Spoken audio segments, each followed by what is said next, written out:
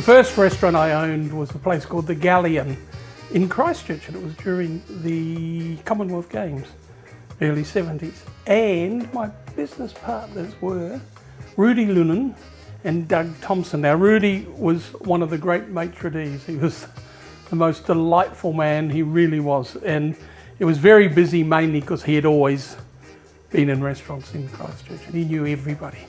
So he was a great man. But anyway, the point of the story was he was also a very funny man. He used to call himself a tulip muncher because he was from Holland. Anyway, the point of the story is this was his favourite dish, which I used to do for him. And it's a steak chasseur, which is quite an old-fashioned dish, actually, to be honest, I think, although my version will be different. So some olive oil and a good dollop of butter into a pan, nice heavy bottom pan for this. And I've got a nice fillet steak there. Now, I can never understand why people say, oh, I don't like fillet steak, it's a bit too tender, it's got no flavour. I think it's a bloody wonderful cut of steak, I have to be honest. Can't afford it, but I think it's really very good. Well seasoned for that steak, and then we'll put it in the hot pan. What I've got there are called Parisienne potatoes. See, just have a look at them. They're round, and you make them with what I call a Parisian cutter. Now, my wife, Bruce, said to me, oh, that's a melon baller.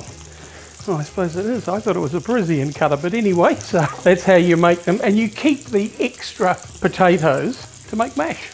And I do remember when I, also talking about New Zealand, when I first started in kitchens, I started working for Air New Zealand in Wellington, at the Wellington airport. And my first job, I think, was to cut about 4 million of those Parisian potatoes, because everyone on the plane, their dish had a few Parisian potatoes. I didn't last long. I got sick of those blasted. If I saw another Parisian, then I went and worked at the Coachman, and creamed spinach was the trendy thing at that time, and I used to have to do about 3 cases of spinach a day. Right, so we're just sealing that, and then we're just going to put that back on the board, and to that we're then going to add the chasseur garnish. Did I say that chasseur means hunter? So it's the hunter's beef? I don't think I did. Too busy talking about Rudy and Air New Zealand and all these kind of stuff. All right, you might need another dollop of butter in there because it's a bit dry, and we'll certainly turn it down a bit. This is one of those old-fashioned dishes. I hate to tell you that you use quite a lot of butter in. Right, so what I've got there is I've got half a capsicum, red, half a green capsicum, a quarter of a smallish onion, 2 or 3 button mushrooms, and a couple of cloves of garlic. And I'm just sauteing those until the cooking process starts. Now, you don't want to saute them too much because you do want to keep them nice and crisp. First of all, we're going to add some smoked paprika. We didn't have smoked paprika in those days, I must admit. We just added normal paprika, but smoked is so much nicer. Toast that a bit and then start adding some liquid. Beef stock, splash of Worcester. I remember in those days, Worcester was very popular in sauces. My mother never made a stew without throwing some Worcester in. About 100 grams of diced tomatoes and also some capers. Now we'll worry about the seasoning later on, because remember, capers are fairly, what can we say, salty. I don't want to add seasoning at this stage. I'll do that later. So we're going to just put that over the back while we do the potatoes. So we'll throw that over there. Now I've blanched these Parisian potatoes, and when I say blanched, I have just cooked them just until they come to the boil. So they're still fairly crisp, because otherwise they'll break up. Get a bit of heat on that. You do have to pre-do those potatoes because they have to be really well drained. You don't want it too hot at the start. Salt, pepper,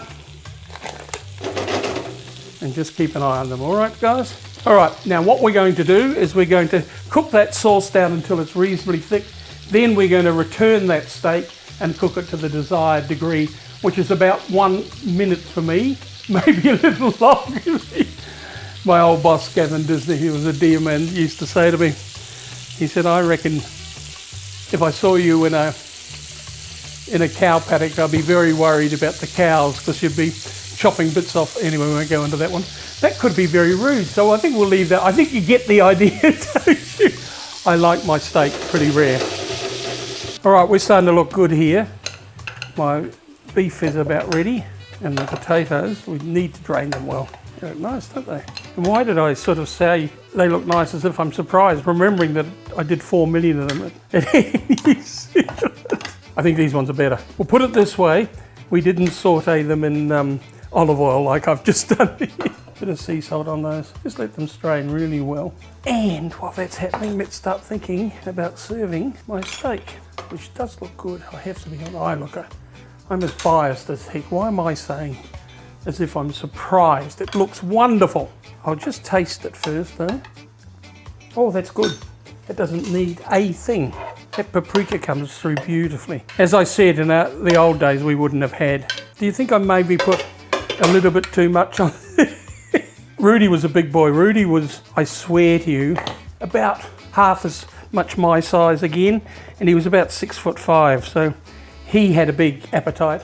Sadly, he died a number of years ago because he was a dear man, and I do not say that lightly. He was the most delightful man. With his size, he would have eaten that quite happily. Let's just put the potatoes on the side. Now, can we talk wine? And this is actually rather funny. Rudy had an absolute love of Bordeaux, so I've done a nice Bordeaux to go with that.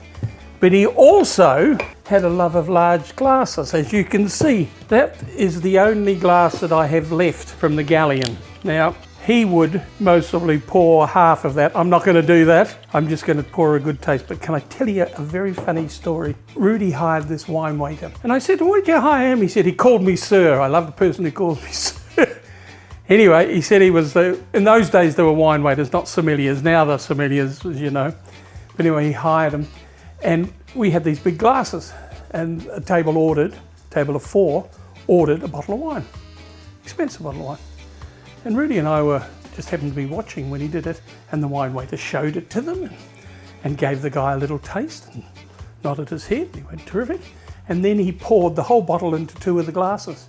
And you know what he said to the guy? He said, would you like another bottle? Now, can I tell you?